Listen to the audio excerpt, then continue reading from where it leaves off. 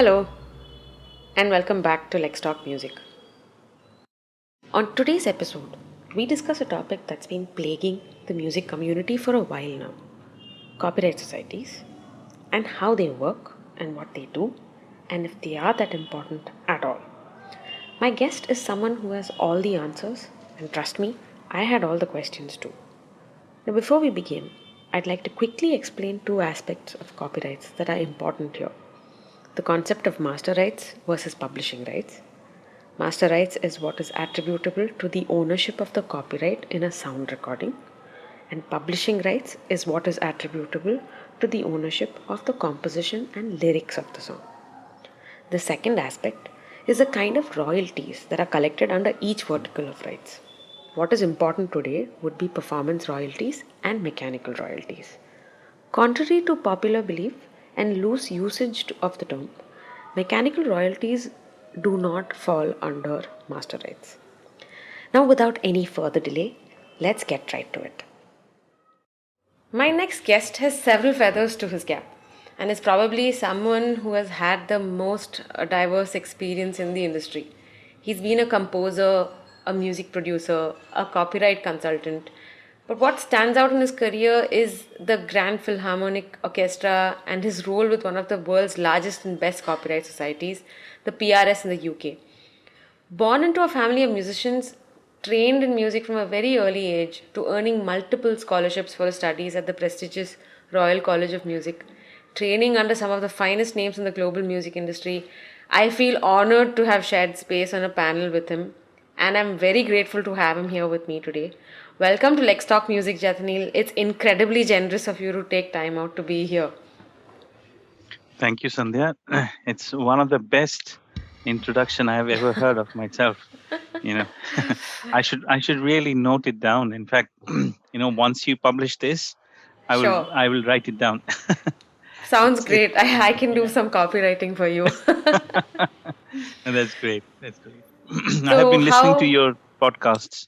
Oh, that's Um, great. yeah, Thank yeah. you. I really like what you're doing, and people will benefit a lot. Thank you so much. So, tell me, how has 2020 been? I know we're 1 month in 2021, so it's not really new yet, but I think the previous year has had quite an impact for us as people, as professionals. So, how has it been for you as a composer and also working with PRS? I'd love to hear more about that. Sure. So 2020 has been challenging, but at the same time, the best part of 2020 has actually opened up so many other things that we would have otherwise not do, or we wouldn't have otherwise done. And kind of say, for example, with PRS, we overnight the entire team went into home working. Yeah. And the biggest fear we had was whether our system will be able to cope or not. And thankfully, it has gone really well, and in fact, without any glitch whatsoever. So we have managed to distribute millions of pounds and without any glitch Wow. to our members. So I'm very happy about that. That's So great. 2020 has pretty much working from home for me. And as a composer, I'm actually working on a feature film at the moment. I'm scoring a Wow. feature film. That's great. The sad part is we didn't manage to go to the studio much. I would have wanted to finish the score, Right. recording, everything done. Yeah. But a couple of musicians who I wanted to record had COVID. So Oh my. but they have recovered very, very much so. But yeah, it kind of dragged a little bit, but I got a lot of mental space. Wrote Right. quite a lot of music, and have That's great. I've composed some songs. Probably this year I want to release some. Yeah, Yay, we're looking forward to it, Jatneel. sure. That's perfect.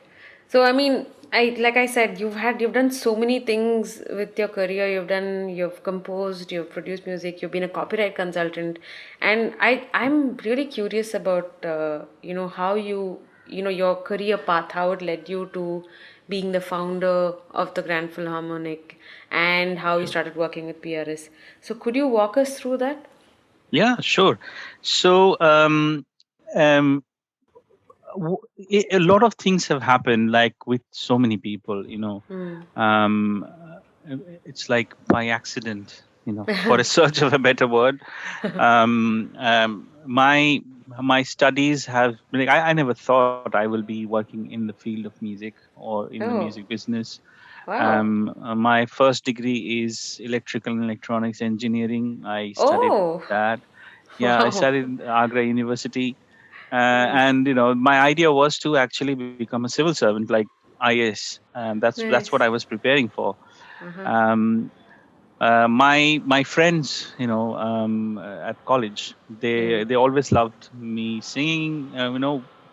As with any college, that Hmm. happens. And there was this reality TV show, Hmm. Channel V, Coke V Pop Stars 2. Right, yeah. Yeah, the Asma group that was, Right, right, yeah, yeah. Niti great. So Mohan and Vasudha and all of them, yeah. correct. So Yeah, I yeah. was one of the participants. Um, Oh, yeah. So oh I never wow. thought Okay. Why, how yeah. I haven't seen this. Why didn't I find this in my research about you? Because I kept it quiet. I made sure that it's not out there. I don't think, television channels, talk much about at that time about Yeah. people who didn't qualify go through, but it was that Channel V Pop Stars 2 audition at Delhi led me to Mumbai. Wow. Obviously, I didn't go through the whole thing, but I got the chance to kind of experience the life in Mumbai. Nice. Um, Okay. and I went to Suresh Wadkar to kind of Yeah. learn a little bit of vocals, I saw that. Yeah. and that grew my interest in, said, look, I'm a third generation musician in my family. Didn't think of Correct. actually doing anything in music, but this is actually fun. This is something that I feel at home. um, so fast forward that, I was always fascinated by background scores in films. Okay. Okay. And I always had this big question in my mind, like all this fantastic composition by Salil Chaudhary, R.D. I know. Burman, A.R. Rahman. Yeah. How did they come up with the composition? Is there like there is an art, of course, but what Yeah. is the craft behind it? Yeah. Yeah. So the search of the craft of composition led me to London. Hmm. And I came here as a tourist, and Okay. went to the Royal College of Music just to kind of, Yeah. take their prospectus, like the brochure, Right. just to kind of Okay. find out what are the courses. And I happened to meet somebody from the registry, and she Uh-huh. introduced me to the head of the department, and it just kind of went on and on. And before I could Nice. realize, I was given admission to study composition Wow. at the college. That's But the weird incredible. thing was, I didn't know how to read or write music at that point. Oh, sheet music. Oh, Yeah, okay. I had no idea, because musical training in India is pretty Right. much like, a teacher to the student, and you just kind of follow what they're doing. That's how it is done. It's an oral tradition. Right. So anyway, so the RCM, Royal College of Music, was really, really helpful, generous. All the teachers were really, amazingly supportive. Wow. So I managed to cram in 20 years of study in 2 years and did Oh, my wow. postgraduate. Yeah. And I actually got kind of, how would you say that? It's recommended by Uh-huh. the head of the graduate department from at RCM to PRS, because Okay. PRS was looking for somebody who has an understanding of Oh, South Asian music, music. because Okay. UK is one of the biggest South Asian music market, basically, Okay. and Okay. I was just fortunate to be in a position where I was the only Indian, actually the Wow. first Indian to study composition at RCM. Wow. Um, That's huge, so Jataneel. Wow. it just, all these things happen. I did not realize, this is happening. It's just enjoying all through. Right. And I got a job at PRS because they needed Mm-hmm. somebody to go. It started part time, and Yeah. um, my interest grew. Mm. I got more involved, Right. and as a result, I kind of continued working at PRS. And I thought, um, me being a musician, creating songs, music would obviously entertain people, but at the Yeah. same time, I felt, because Right. I come from a family of musicians, I kind of felt responsible, in a way where when I saw PRS is distributing so much money to musicians, composers, basically worldwide, I felt like our composers in India deserves this, Yeah. and if I can play even a tiny role to be able to Right. make it happen in a Right. in a much better way possible, Right. Yeah. why wouldn't I? So it kind of Absolutely. became kind of a philosophical mission for me to be, continue at PRS at any cost, so Yeah. that I can actually help PRS serve our members from India, South Asia, even Right. better. That's You know. amazing. That's So yeah, I'm still here. I'm still Yeah, thank God continuing. for that. Yeah, that's great. So I mean, that's like a big cue for everyone listening in, that you know who to reach out to if you're looking for help with PRS. So, and tell Sure. us more about the Grand Philharmonic and how did that happen, and Well, what have you done with it? Like, because I think it's fantastic. So so no, thank you very much. I know I when I look back, I feel very proud of what yeah, me and my team has achieved. yeah, So because I was known to Suresh Watkar ji. okay, yeah, He introduced me to Arijit when he was okay, in Fame Gurukul. uh huh, Padma Vatkar, she was one of the tutors there. Um, okay, and Arijit and Padmaji was quite, they're still very close, right, and for some reason, Sureshji thought it'll be good for me to know him and for him to know me, because okay, Sureshji was aware that I was the first Indian to come and study at the Royal College of Music, and right, Arijit also had the similar kind of passion, and he right, wanted to study more. So that connection happened, okay, and we kept in touch. Fast right. forward 2015, Uh-huh. 2014. I was Yeah. I was in India, on PRS work, Mm-hmm. and whenever I manage to find time, I try and see if I can see him. And we were sat discussing what are the next thing that Arijit can do for his live performances. And both of us kind of spoke about it, and he came up with this idea of, what if we expand our kind of scope into incorporating an orchestral ensemble on the stage, you know so initially, Arijit asked me, why don't you, conduct? Right. Why didn't you start performing with me? Because it would be great to kind of work together, after such a long time. Because Yeah.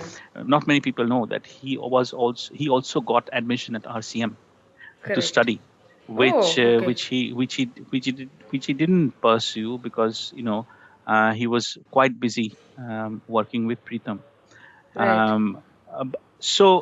What happened was, I started inquiring with Right. lots of orchestras in the UK Right.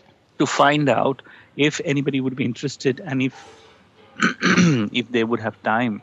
But unfortunately, what happens here, most of the orchestras gets booked for several performances and all of the activities that they do well Wow. in Okay. advance, almost 2 to 3 years in advance.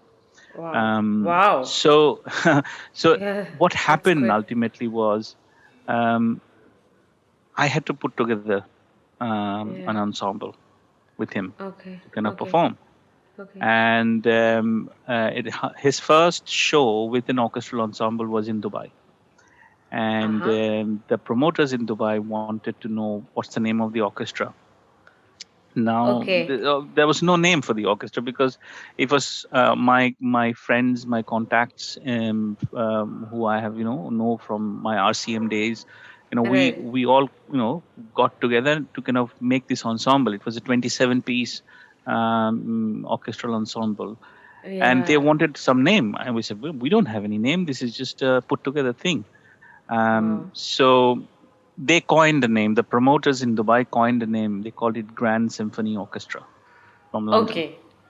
Okay. Okay, Okay. Okay. and that was the beginning of Grand Philharmonic because I Okay. didn't want to call it Grand Symphony. I wanted to call it Grand Yeah. Philharmonic Orchestra.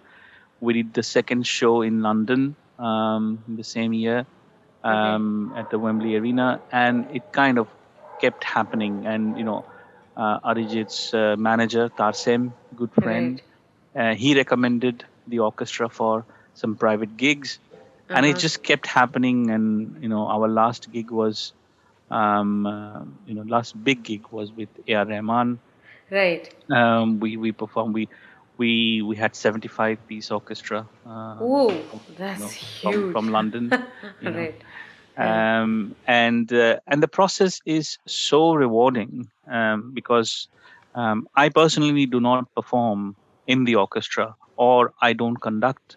I'm the artistic director, so I kind of what my role is to kind of Mm. in a way bridge every Right. aspect from Right. creative side of things to the management side of things. Correct. And yeah, it has grown in leaps and bounds. I know. um, and I look forward to kind of do much more with it. I know. I'm we're all looking forward to it too. And Thank you. I hope I'm able to see it live someday. It'll be quite I think quite Yeah, an event. absolutely. I'm sure that'll happen. Yeah. Anyway, but now since we all know that you've been working with the PRS and your Yeah, intention over there and how you've been building a community with the South Asian community of musicians. sure. Uh, Yeah. so I think you would be the best person to ask as to what does a copyright society do and how it works, because I understand it. I'm a lawyer. I've Mm, kind of mm, gone into it and figured out that okay, this is what it's supposed to be doing. But a lot of our artists, a lot of the musicians don't even know how a copyright society works and why it's important to them. So could you, sure. if you had to explain it in a very simplistic fashion, how would Mm, you describe what a copyright society does and why it's important? sure. See the concept of copyright society is is to make the life of the creators of copyright easy in terms of making sure they receive any revenue that gets generated from their creation, essentially. So that's the shortest and the simplest way to kind of think about a copyright society conceptually. Right. And if I want to expand this, I would say, if I have written a song, I have composed a song, and my song, is now out in the public, and that means online, and also it is getting played in radios, and it is been shown in televisions. Uh, there are performances happening live. Me as a composer, it is extremely difficult, next to impossible, to actually track all Right. the usages that is happening across the world. Okay. And then on top of that, to chase each and every users Right. for a remuneration that I am entitled to. Okay. Okay. That is a humongous task. So, if I Yeah. if I really want to do that myself, probably I'll write a song, and the rest of my life I will be spending to just Tracking it. chasing and tracking money for that one song, which is not an ideal Yeah. situation. Absolutely. So there needs to have a system in place so that creators are able to monetize, they're able to kind of get whatever is due to them. And as a part of the system, there are two things over here. One, us, the creators who are actually creating the content or Right. creating the intellectual property. Right. And then on the other side of the equation, there are the users who are Yeah. utilizing the songs, or and either earning money, or they're getting some value out of it. It is adding some Correct. value to it. Now, between us, the creators, and the users, there needs to be some kind of a streamlined process via which we don't have to keep, I would say, requesting for money, or requesting for permissions. So users have to request permissions to use. Us will have to request remuneration for it. So a Right. copyright society does exactly that. So it becomes the converged point.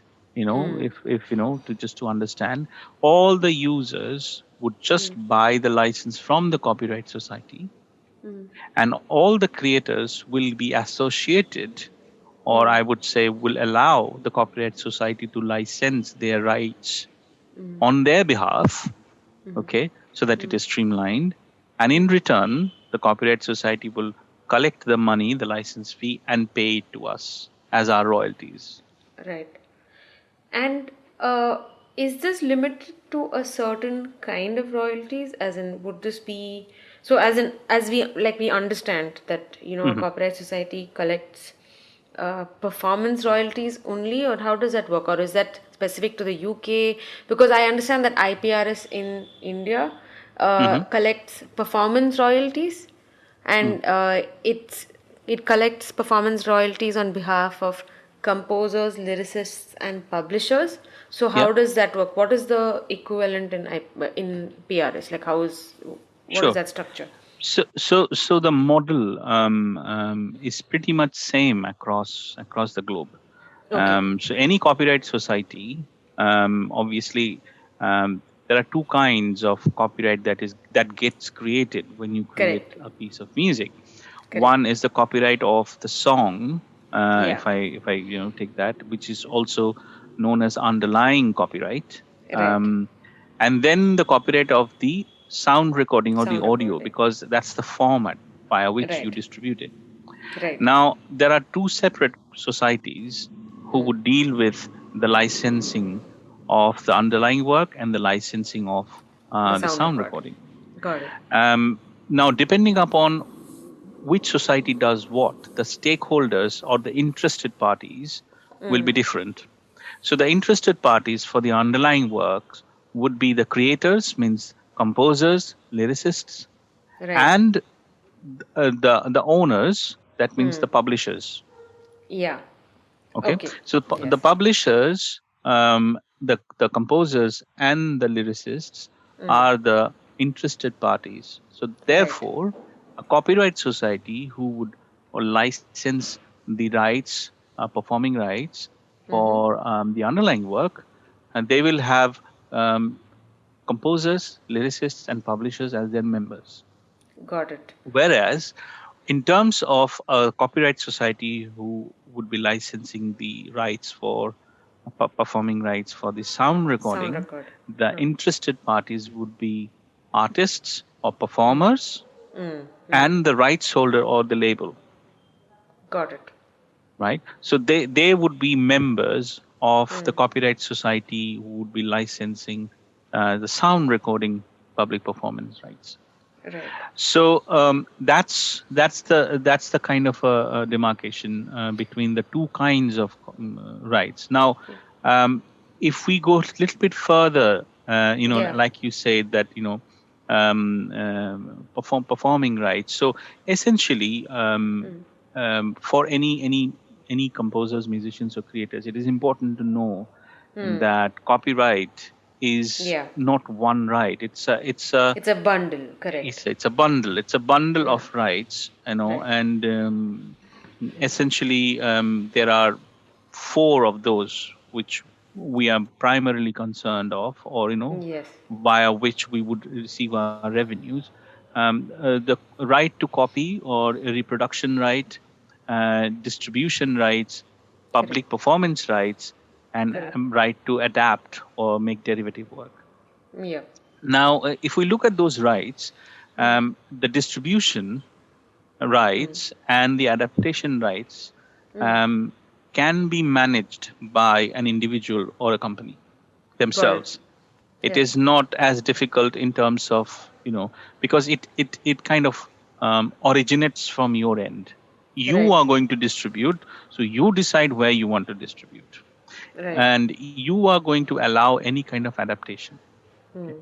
So it kind of generates from you. However, when the content is already out there, or the song is already out there, Mm. then it is difficult for you to monitor where it is being played, where it is being performed. That's where the public performance rights, which is what it actually entails, Correct. is kind of managed by the copyright society. Copyright society. Because the So, copyright society, yeah. no, no, please go ahead. Go ahead. So, I mean, what I was going to say is, because the copyright society has the infrastructure to kind of manage that. Yeah, got it. So, just to understand this better, because I think a lot of people also want to know that how do they do that? What is the infrastructure you're talking about? What is the capability of the copyright society in Mhm. tracking the songs? Like, is there any specific system that is used, or is it about cue sheets or the technology? Is it a combination of the two? How does it work? Sure, sure. See, let's first look at the various different sources from Right. where a copyright society would collect the money, or copyright society would license. Correct. So the various sections would be broadcasting. So it will include any kind of radio, TV, and all of that. Physical satellite broadcasting. Then, and the other revenue stream would be public performance. What I mean by that, public performance is a very broad term, Broad bird, yeah, yeah. which is used for um, live performances, which is used for recorded music being played in shops and hotels and wherever. So all of that encompasses public performance, basically. So that is another stream of revenue that society would collect. The third one is online, where any kind of digital medium, you would collect money from there. And the fourth one is international. When I say international, what I mean by that is every collection society licenses and collects directly within their country. Correct. Every society, they Got they it. they will not be able to, international law would not allow them to license anything outside of their country. Okay. Got it. Therefore, in order for them to be able to collect from an overseas territory, they Correct. would need to have some kind of an alliance, or some kind of a agreement, reciprocal agreement, with the Correct. local society in overseas territories. Correct.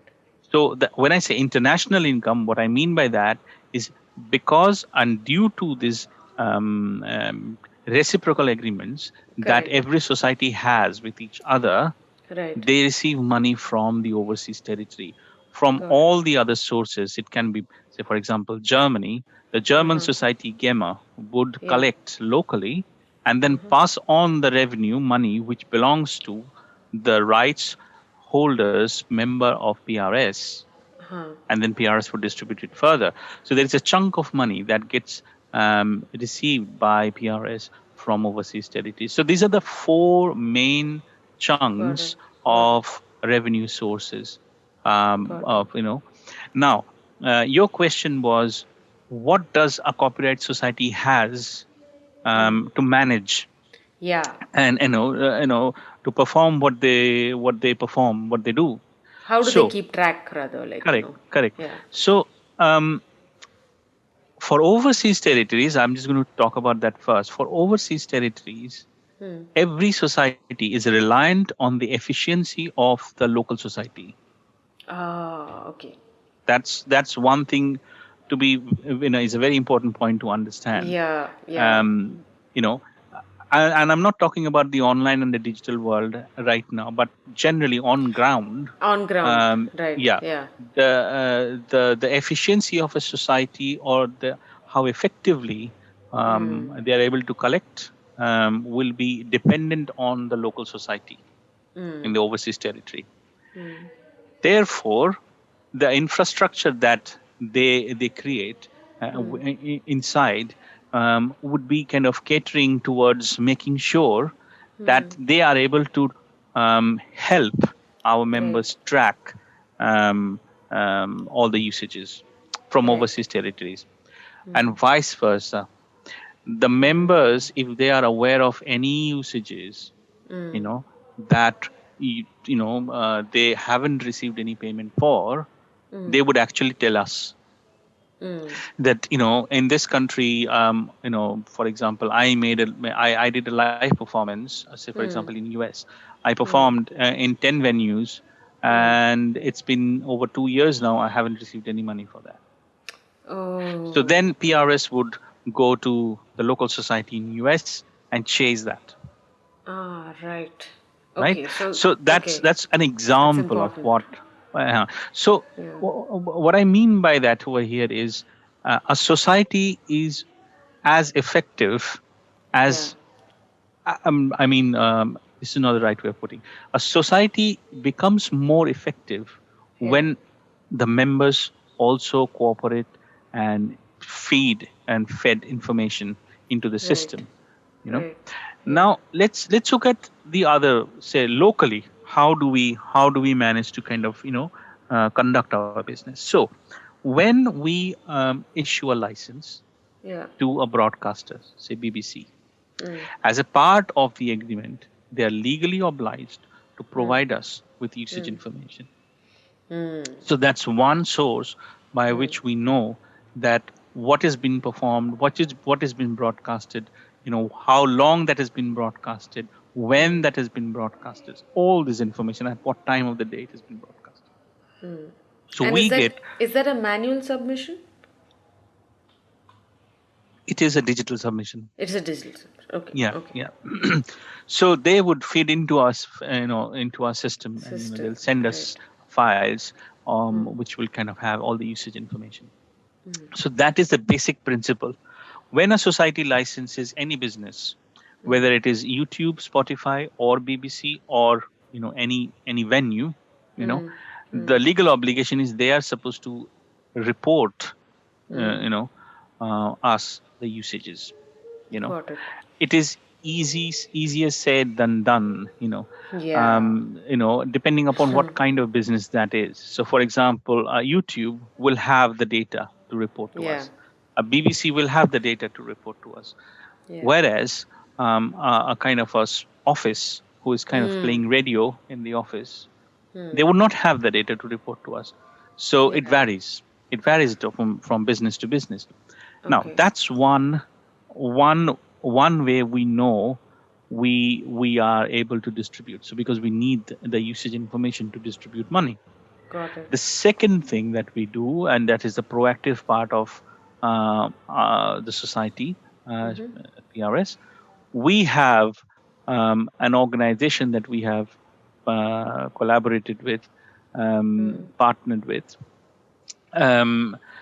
It's called Sound Mouse. Sound Okay. Mouse is an audio fingerprinting technology driven company who does Oh. tracking. So Okay. what happens is, That's as a interesting. part of the deal, all Right. our members has free access to Sound Mouse where they can upload their tracks and the metadata.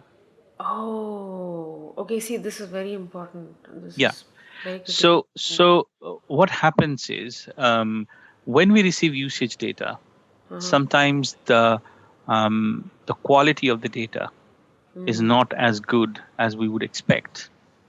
You know, like I said, no, because when I started my work at PRS, I was in the distribution department, where my job was to kind of match the work. When I say match the work, I mean with the usage reporting that we have received and the database that we have, Right. registered works. I was supposed to match the usage data with the work that is already registered in our system, Got it. because the computer could not manage to auto match it, because Oh, we have a computerized system for auto right. matching, which when the computer is not able to auto match it, then somebody has to do it manually, Right. and that was my first job at PRS. Now, Okay. in the songs, which is kind of in Indian language, Right. um, it's when you write it in Roman Yeah. letters, Yeah. there can be different spellings for the same word. Okay. Yeah. Yeah. And if the usage reporting has a different spelling Hmm. and the registered work has a different spelling, then it doesn't Yeah. match. Yeah. And when it doesn't match, then whoever is supposed to get paid doesn't get paid. Now, because I'm aware of the songs, I'm aware of the repertoire as a Hmm. human being, Hmm. I can actually look at it and say, look, this is a spelling mistake on the title, but this is Hmm. this song, you know. Yeah. So then I can match it. So what I mean to say over here is, because there has been in the past Right. usage reporting data not so great, Hmm. Hmm. we had to figure out a way how we can cross verify it. And the way we cross Huh. verify it is by matching or kind of comparing the Yeah. usage data that we receive from a broadcaster and Got the it. sound mouse data that we receive, because the sound mouse data has exact details, and Yeah. with the kind of PRS Yeah. identifiers, which we call tune codes, onto Yeah. it. You know, Yeah. so that's another mechanism that we have in place. Okay. The third thing is what I was just mentioning you. Our computer system has algorithms which is written where if a certain match has been done once or Hmm. few times, the Hmm. computer learns that match, and any further usages that we receive gets Hmm. automatically matched with the correct tune code or the Hmm. correct registration of work in our database, Hmm. Hmm. Hmm. right? Okay. So this is all when each track is played, say for example in radio, in TV, and so if we have a line by line data of that. Now, for Yeah. audio visual productions, say for films, Yeah. we receive cue sheets, which you mentioned Ah. just now, Yeah. Yeah. right? Yeah. So for an audio visual, um, um, the cue sheets are provided generally by the broadcasters, Okay. and the broadcaster receives the cue sheet from the distribution company or from the production company. They would provide the cue sheet, which would then fed into their system, which Got then it. gets passed on to us. But there Ah. has been occasions where, say for example, we have used, say for example, cinema, the Hmm. theaters, Hmm. they do not have any mechanism of sending us cue sheets. They can only say these are the film titles that has been shown in our theater for this many days, this many months, whatever, Hmm. Hmm. and that's all. That is all information that we get That you from can there. get. Yeah. That's Now, in true. order for us to be able to pay Hmm. royalties, we need the Hmm. cue sheet for those productions, Hmm. which we then source from the publishers, from the writers, and from the production companies. Okay. Wow. That's like a lot of work then. Well, I think it's a system. It's a We have got. system, yeah. You Yeah, have a system in absolutely place. So, correct. how does so just I mean just to this is also for my own benefit. I mean, I want to understand the Sure, relationship. So, what is the ISWC code, if I'm not mistaken, sure. and the So ISRC? Like, how does that work? yeah, so it, in every sphere of Hmm. where we have different kinds of data, Hmm. and when we have different the data gets originated from different places. Hmm. For a particular work, say there are 150 societies across the globe. Okay, and when you are a member of a society, you have to register your works. Basically register the information about your work with the society, and then Right. society will create its own unique identifier. Right. right? Yeah. So that the society can identify that work, Correct. and that is unique to that particular work. Correct. Now imagine 150 different identifiers. Okay. Wow. Yeah. So for a particular work, and it can be quite confusing. The system can get confused. So in order to make it the system more efficient, the kind of the societies together kind of decided that we need to have some kind of a standard, Right. and this is the standard, the code, Okay. which is a unique code representing a particular track, Yeah. um, is what is unique, and it is a kind of universal. That's the standard code. So ISWC and ISRC, these are the two standard codes for the two separate copyrights that you create Copyrights. when you, yeah. So Correct. for the underlying work, it's ISWC, International Standard Works Code. That's for the underlying work. Work. And Correct. International Standard Recording Code is for the sound recording, Got it. right? Understood. So for the sound recording, you get to generate that code either via PPL in the UK, or you will have different, say for example a distributor would be Yeah. a member of a society, and then they would have a unique code that they can assign it Generate. to you. So Yeah. ISRC would be a unique code assigned to a particular sound recording. And ISWC you cannot generate.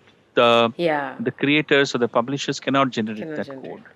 It Right. is done by specific societies, based on certain criteria. Okay. Got Yeah. it. Superb. That really clarifies a lot. Sure. I also wanted to check with you on when you're talking about becoming a member with the Copyright Society. When you mentioned that publishers, composers, and lyricists are Yeah. typically Yeah. composers, as in they are the members of PRS, right? So when you're talking Yeah. about a publisher, does it have to be an entity, or can an individual also be a publisher? So the way a publisher and writer is kind of distinguished, Right. um, is the writers are individuals, they are human beings. Correct. Okay. But the publisher is a legal entity. Entity. Yeah. Okay. So if you, say for example, Sandhya is a composer, okay, and Sandhya can also act as a sole trader as Okay. a legal entity. Got it. So you can, of course, you can be a writer member and also a publisher member, but publisher member specifically has to be a legal entity. Okay, so but what if I don't have a legal entity? Because you do have a lot of indie artists who are Yeah, indie, they have no label or publisher. So then, absolutely. So, so in PRS, in order for you to collect your royalties, right, you do not need a publisher. perfect. You don't need a legal entity to collect part of the royalties. In USA, the whole royalty is kind of divided in two chunks: the writer's share and the publisher's share. In order for you to collect 100% of the shares, so it means writer's share and the publisher's share, you have to have a writer and a And a publisher publisher, the work. right?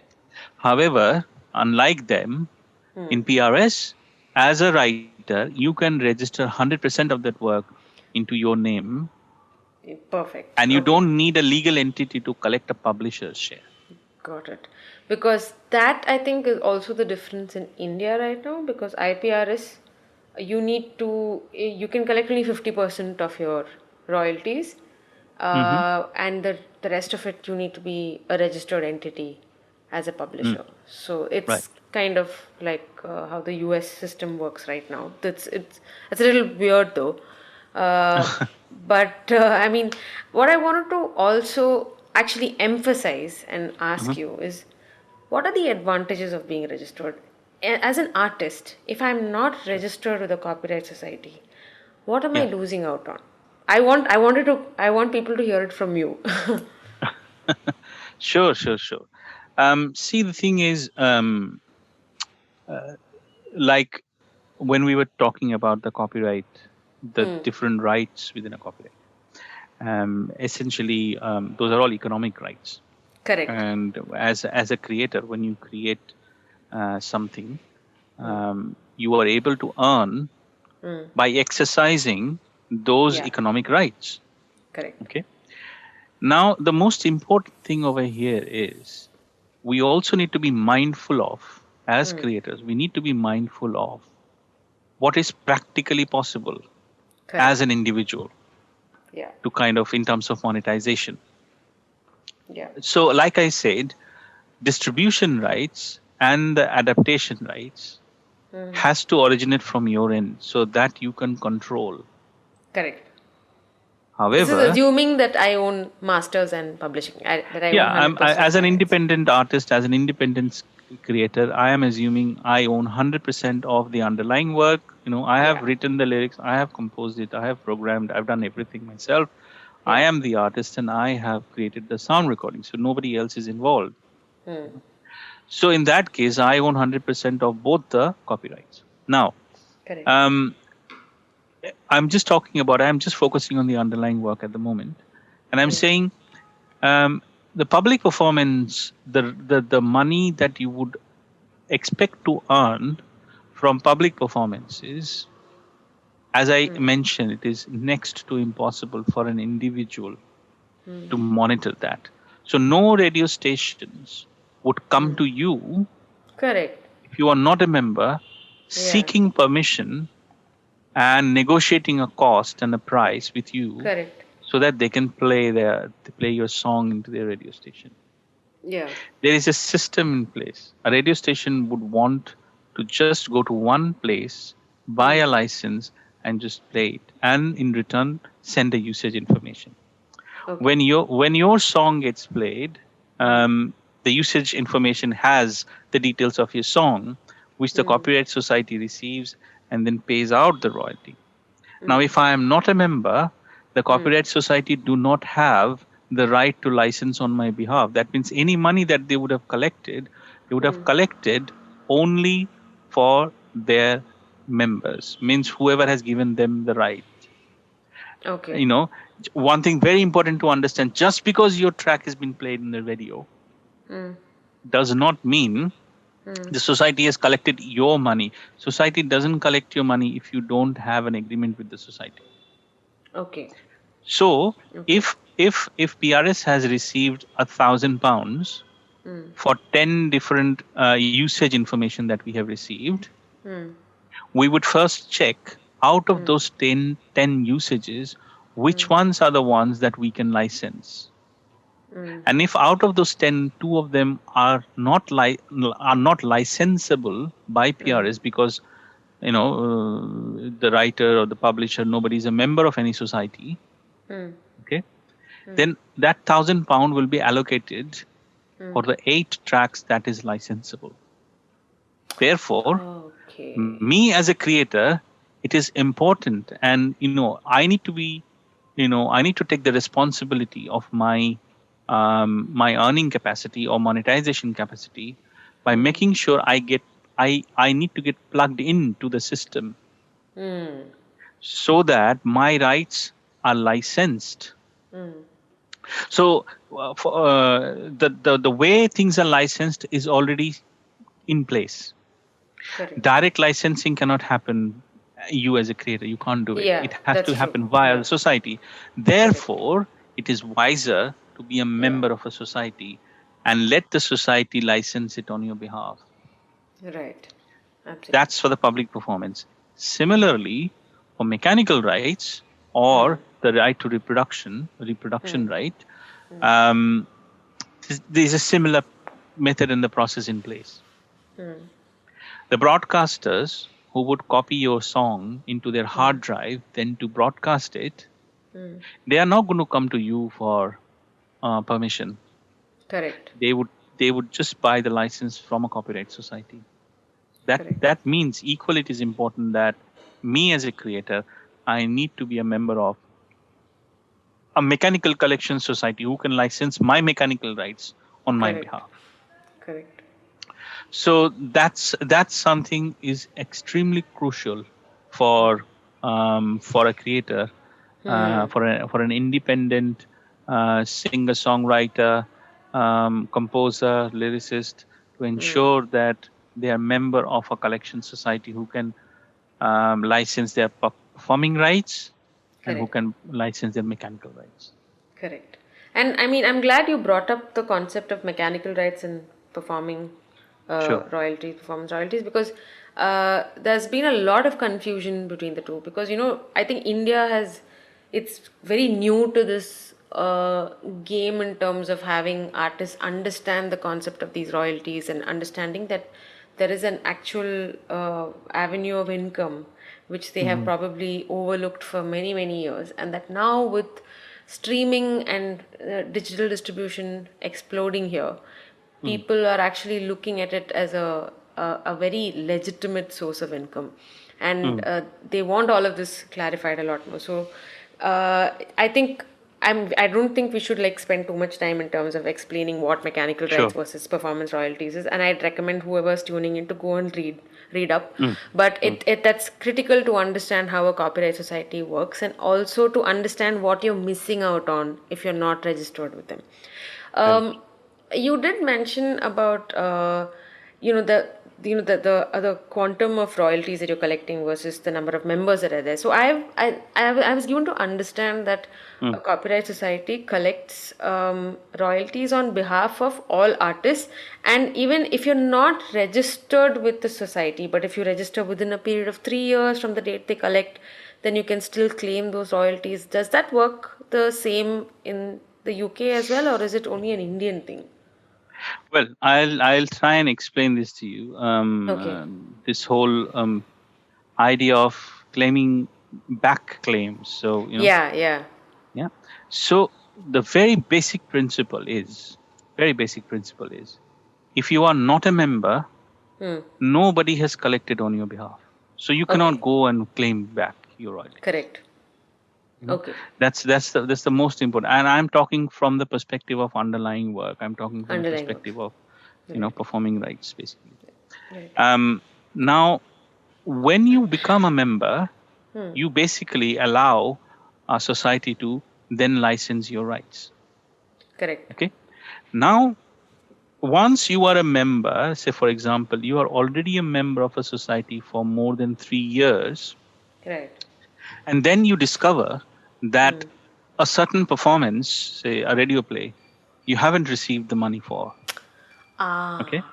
Now you can go back Okay. to the society and say, look, I got a radio play on such and such date, which is Right. within the 3-year period, where I can Okay. claim the royalty from you. So society can go and then claim that royalty for you, and they can pay it to you. Now, Okay. So. if that radio Okay. play Hmm. that has occurred is beyond 3 years, Hmm. I will not be able to claim that money, Okay. because society will not be able to pay me that money, Correct. right? Got it. So, so this is very, very important to understand that claiming your royalty is Hmm. only possible once you have established Registered. Right. and registered yourself with a copyright society.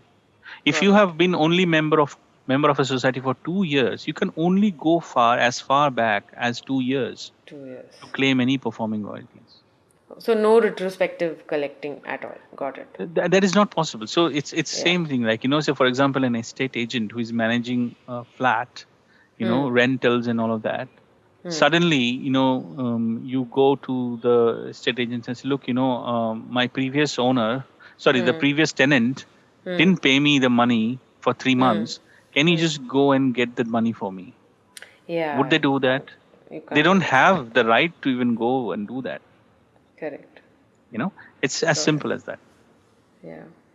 So thank you. Thank you for clarifying, because that is a doubt that I had too. No problem. No problem at So, all. so it looks like, I mean, I know personally a couple of artists who are registered with the PRS, Indian artists who are Yeah. resident citizens of India. Yeah.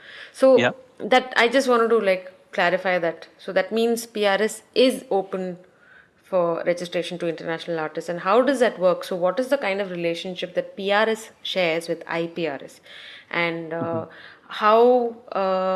how fluid is it in terms of, like, adapting with artists who have a significant amount of followers in outside of the UK? So Mhm. could you So, help us with that? Yeah. so basically, the membership at PRS um, is not dependent on your residency. Means Okay. it doesn't matter where you are resident of. You Okay. can become a member of PRS, Perfect. and also it is not dependent on at what level you are. You can be a beginner. You can be the most established one. So uh, basically there is no criteria of that kind. As long as you are creating work, as long as your work is out there, you Yeah. can become a member. Okay. Now, your question about a relationship between PRS and IPRS, Yeah. both PRS and IPRS have a reciprocal agreement in place.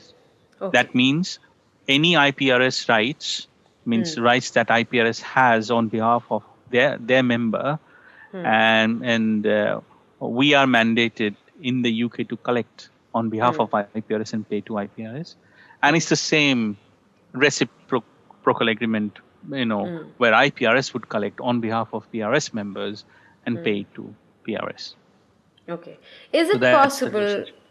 Is it possible to be a member of both IPRS and PRS? Yeah, you can actually become member of multiple societies. Okay. The only important thing over here, when you become multiple societies, you The have scope, to territory. define the territory. So Right. if you are a member of IPRS for, say, India, Nepal, Pakistan, Bhutan, Sri Lanka, all the SAARC countries, okay, um, and then you become member of PRS for UK and Europe, and then you become member of, say, ASCAP or BMI for North America and South America, and you can become a member of APRA in Australia for the rest of the world.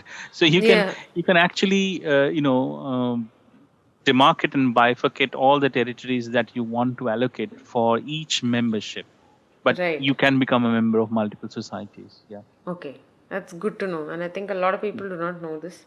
sure, So that's very, very helpful information. no Thank you. problem. Um, what is the MCPS and how is it related to the PRS? What does it do? Like, is it something to do with publishing? So yeah, so MCPS is like also a society. So it's called Mechanical Ah, Copyright Protection Society, okay. and MCPS was formed by the Music Publishers Association in the UK. It was a separate body once upon a time, but PRS, Performing Rights Society, and MCPS decided to form an alliance back in the 90s. It was called MCPS PRS Alliance, Okay. and then in 2000 they kind of rebranded it as PRS for Music as the new Yeah. brand under which both the societies exists. So Right. Performing Rights Society and Mechanical Copyright Protection Society exists. So MCPS is the society who would license the mechanical rights on Okay. behalf of its members. One thing just comes is coming to my mind is like a lot of people get confused between mechanical rights and sound recording. Yeah. Could So you please differentiate uh, that? Because, that would really, like, help so many people. It'll help me explain things to clients as yeah, well. So please. sure. So the mechanical rights are essentially associated with the underlying work. Means Correct. the way I explain this is when you have an idea, Yeah. you can only copyright the expression of an idea. Correct. And when you know what the expression of an idea is, in order for you to then make it or distribute it, you need to put it in a format. Right. And so the expression is the lyrics and the melody and the music, that's the expression. and then the distribution, the format is sound recording. So those are two completely independent set of things. Right. So the mechanical copyright is associated with the underlying work. The terminology is associated with the underlying work, which is the expression of it. Correct. So whenever anybody is copying a sound recording, they are copying a sound recording, but they are also copying the underlying work. Underlying work. Correct. Yeah. It's a So there are both reproduction. the things Right. are being copied. The audio is being copied, and the content of the audio is also being copied. Okay. So the copying of the content, which is inside the audio, if you know, to just understand this, is basically what mechanical rights is. So Right. as a copyright owner, as a creator, you are the person who would allow this to happen. So people will seek permission from you. So this is the same thing. Say, for example, a radio station, when they are playing a song, they are actually copying the audio, and along with the audio, the underlying work is also The getting underlying. copied. Exactly. The audio is Exactly. distinct because of the underlying work. Yeah. Yeah. Because it can be noise, it can be bird sound, it can be anything, Yeah. and it can be a song. So the distinctiveness of an audio is because of what is in that audio. Exactly. So mechanical rights is associated with the underlying work and not with the sound recording. Correct. Yeah. Understood. Perfect. So that explains also the fact that streaming revenue Mm-hmm. has kind of technically three aspects to it. You have the streaming revenue that you get directly from the distributor, which is from ownership So of the the sound sound recording, recording. correct. And you have streaming revenue in quotes, which comes through the mechanical rights ownership and through the Mm-hmm. performance rights, performance Yeah, royalties, right? yeah. Yeah. So that is how a copyright society would collect from a Spotify or a Apple or from Tidal Yeah, for mechanical and performance. Is that absolutely. right? So we call it as joint online license. Okay. That means PRS and MCPS jointly license them. Got it. Yeah. And how is so? I just wanted to understand whether how is that calculated when you're collecting from a streaming perspective? Is it the number of streams? Like, is it calculated the same way as streaming revenue from through distributors is calculated, or is it like a blanket amount that is paid? Um, the online world is very complicated, and Yeah. and it kind of varies a lot. But just to kind of understand the overall picture, um, yes, the streams are taken into consideration when reporting the usage, Right. and also when a usage is reported, the number of streams are also mentioned. Right. But what happens, this is something that everybody should know and understand is, um, say for example, what you see on YouTube. Okay, you have got 10 million views or 10 million Correct. streams. Right. Now that 10 million streams has accumulated over a period of time, Correct. Oh right? yeah, correct. Yeah. Yeah. So it's an cumulative streams that you Figure. are seeing. Yeah. Yeah. When it gets reported, it is always reported on a monthly or a quarterly Monthly basis. basis. So the Correct. moment you have, say for example, let's just take an example where you've just uploaded your track on the video on YouTube, and Right. from today into the next month you had 10,000 views, 10,000 streams. Got it. Okay, so when it is reported to us after a month, it will be reported as 10,000. Okay, Yeah. now the next month, the following month, you had your total cumulative stream becomes 30,000. That means you have an extra 20,000. 20,000. Yeah. So the reporting that we'll receive is 20,000 and not 30,000. Not 30. Obviously. Okay. Now, in the Understandable. next month, if there is no stream at all, Be zero. then we don't receive any usage reporting. So that's very important to understand. Like, Right. The streaming is always turned into zero and then begins. Got it. Um, there was a recent investigation in the UK on revenue payouts in the music Mm. industry.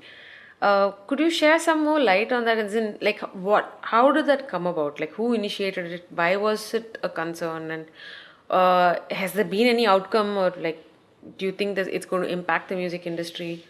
So, I just wanted to understand it from your perspective, since you're there and you're working in the Sure, music industry there. sure. You know, it has been several years. Where there has been lobbying going on for years together by various organizations. UK Music is the leading one who kind of Okay. primarily does lobbying on behalf of Labels. the, the the the creators, and on behalf of the music industry as a whole.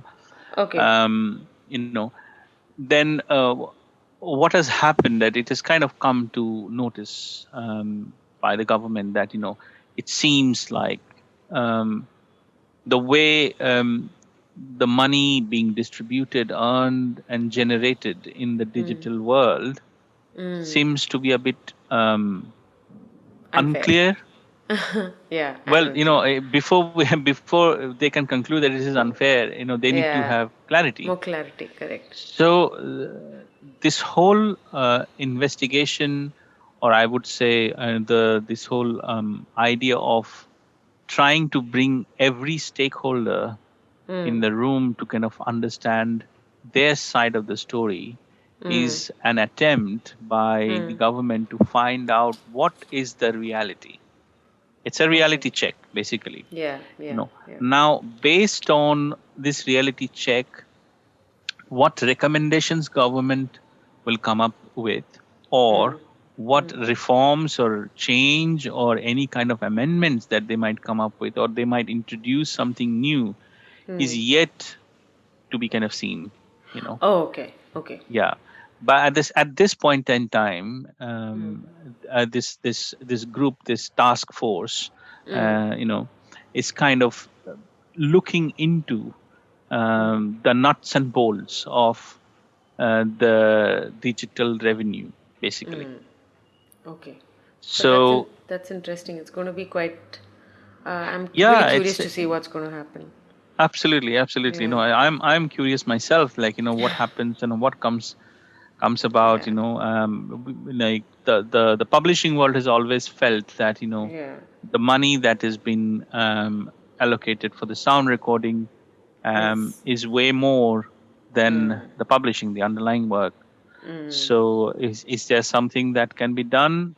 We don't know yet. We yet to okay. see I what will know. happen. Fingers crossed. Yeah. Yeah. Um, I also wanted to understand whether the UK has multiple copyright societies. Do you have, or is it like limited to one copyright society per category, which is how it is in India right now? But there is a discussion to Mhm. kind of democratize the process and introduce more copyright societies representing each category. Like in the US, you have ASCAP and Mm, BMI, and mm, multitude of them. And in India, especially because of the whole, because how dominant the film industry music is. So you mm, have, there is a whole entire section of people who are kind of lobbying for you know kind of opening this process up to having more copyright societies come in, so that there is better representation, better execution. What do you think mm. about that? Is that how is it in the UK? So in the UK, we only have one society, for the performing rights, one society for the mechanical rights, and one society for the sound recording performing rights. Um, I personally don't know much whether there is a provision for any other society to kind of be formed. I don't see any, like, um, I don't think there is a restriction, I but see. whether there is a need, that's the question, basically. Yeah, yeah, yeah, Whereas US, there are three societies. yeah. There was a reason why all those societies were formed. Similarly, what I find is like, it becomes a bit difficult for the users, or people who would buy the license. Like, Right. who do I buy the license from? From. um, Correct. you know in in practice, if you have multiple societies, they'll have to buy the license from multiple societies, Right. from all the societies, if they are broadcasting um, pretty much all kinds of contents. you know um, there is a advantage where there is a lot of competition, and the market probably can become a bit more fair, but at the same time, the market can become complicated as well. That's true. That's true. So yeah, at the moment, UK only has one society for each That's yeah. rights. Yeah. And I think it works really well for the UK also because each of the societies do a great job. They are organized, they have a system in place, and there's a lot of transparency.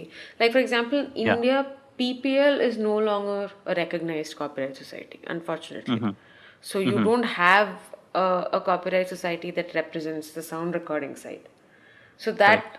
that's still a fairly large like gaping hole, but you do the large labels have kind of entered into like an arrangement with the PPL, which is still there. It functions as an authorized agent, if I'm not mistaken.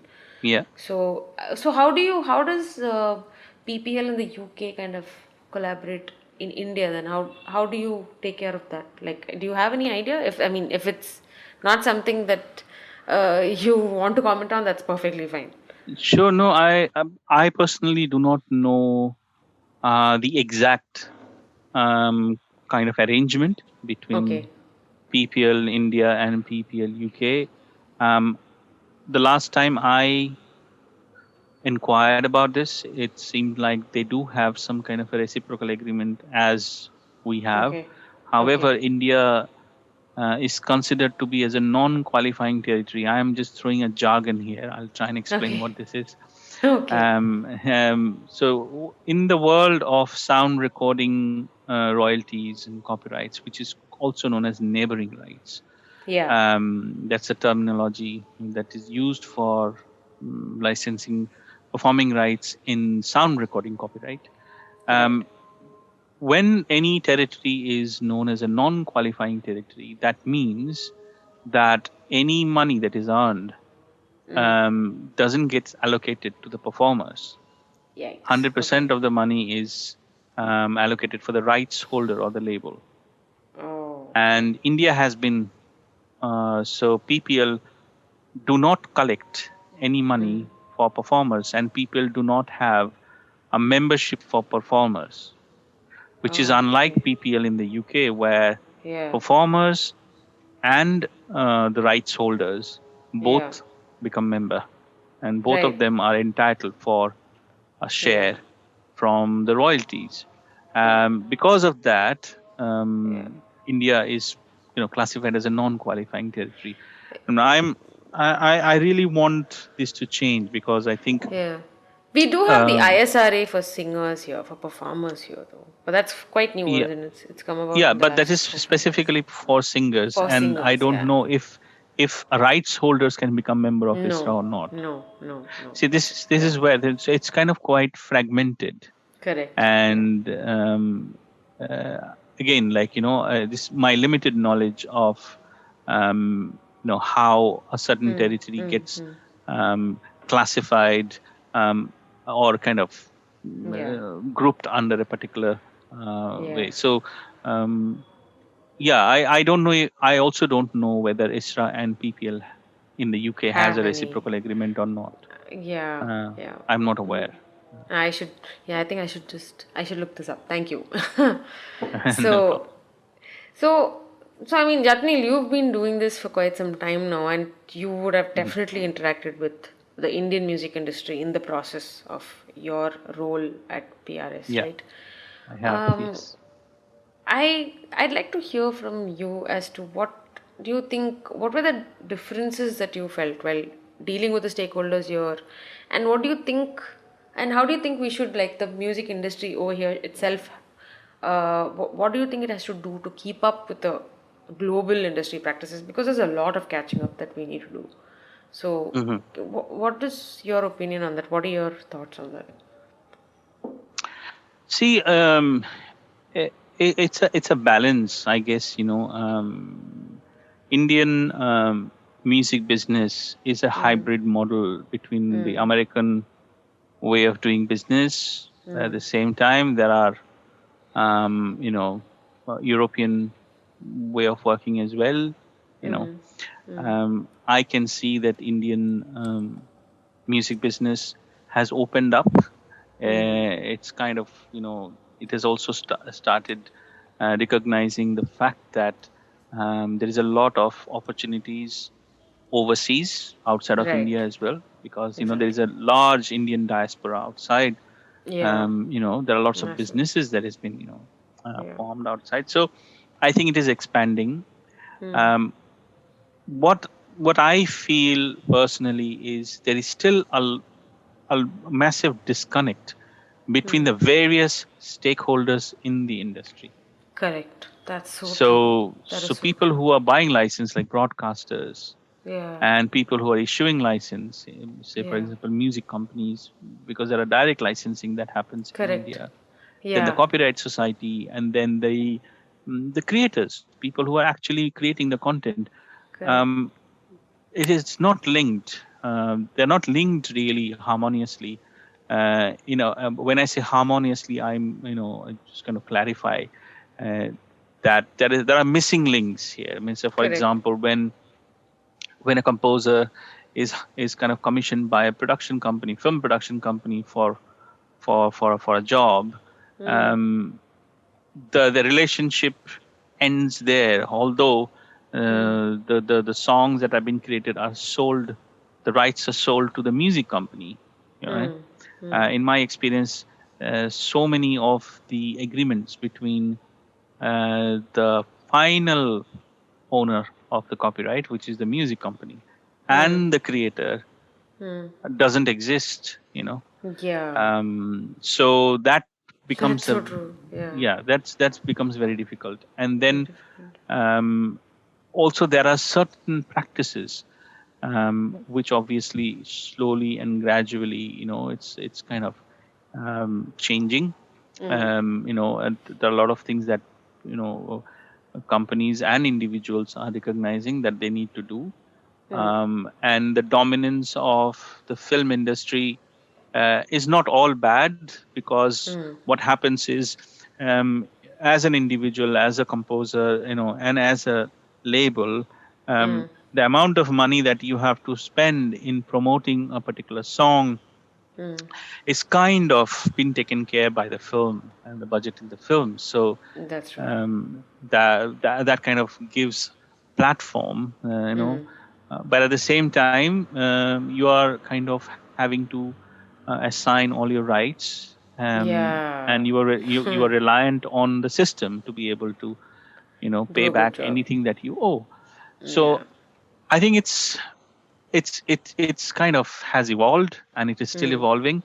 And my wishful thinking and gap over here is probably India will kind of show the world some new business models. Yeah, absolutely. Which I am probably hoping for that too. Yeah, because I mean, yeah. we should be able to celebrate that uniqueness. No, it shouldn't become the weakness of the No, no, of the no. country. Yeah. So and it's a massive market.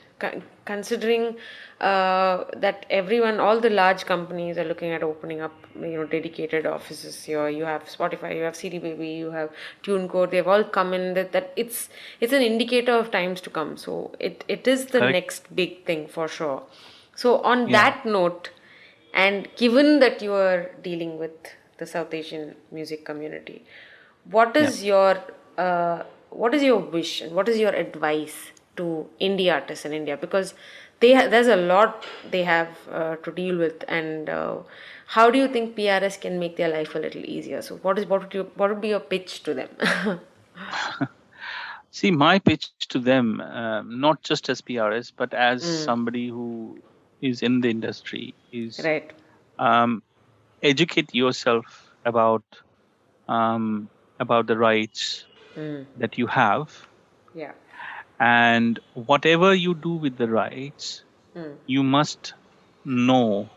You just, I've seen like people have signed a piece of paper without even reading the contract. I know. Um, so you must seek advice. You make it as a practice. This is your business. You have to Yes. think. It's not music on its own. It's Yeah. music business. you know Right. Yeah. so you have to respect the business part of this, and you can only do that if you understand, if you keep yourself up to date with some of the do's and don'ts. Mm. Make sure that you are a member of a society. Mm. In today's world, ensure you're a member of society which deals with performing rights, but also with mechanical rights. And Yes. if you are the owner of a sound recording, say if you are your own label, you're releasing, self-releasing, then you Yeah. must also become member of um, Sound a recording. kind of a PPL, like society like PPL Yeah. or Sound Exchange. Yeah. Yeah. It is important because then Yeah. you maximize the revenue that you can earn from. Exactly. Exactly. Um, so yeah, I think that's what I would say Yeah. to all the artists and creators, basically.